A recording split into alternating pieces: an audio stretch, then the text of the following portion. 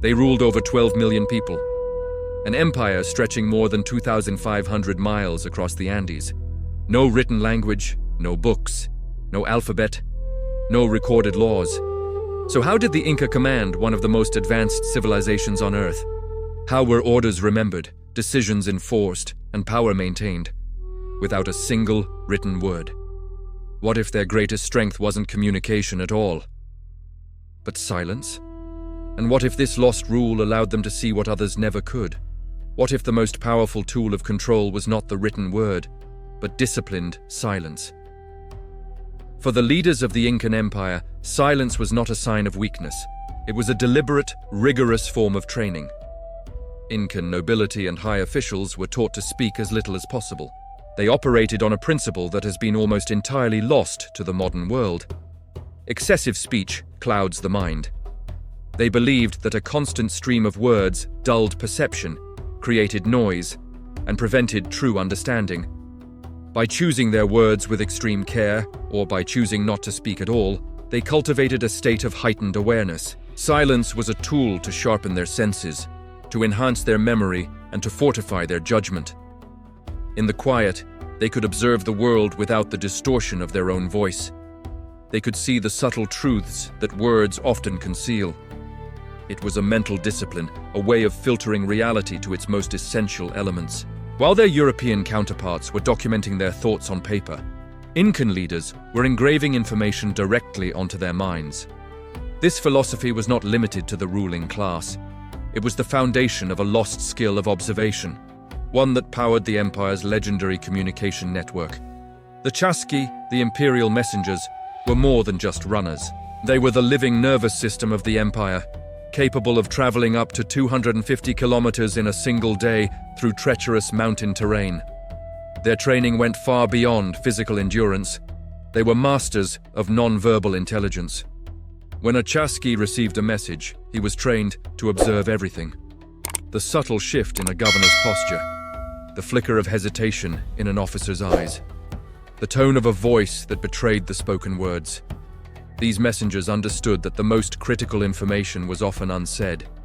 What they noticed, the emotional context, the hidden intentions, the environmental cues, mattered more than the words themselves.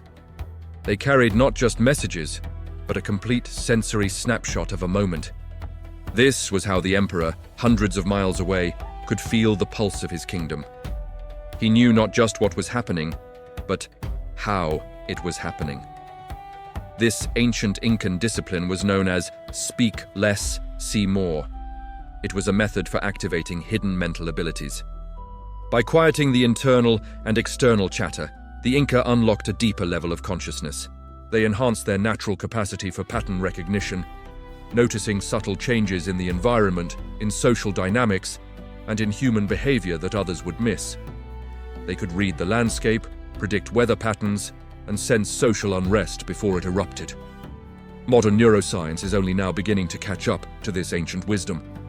Studies confirm that periods of silence can increase sensory processing, improve memory consolidation, and even stimulate the growth of new brain cells in the hippocampus.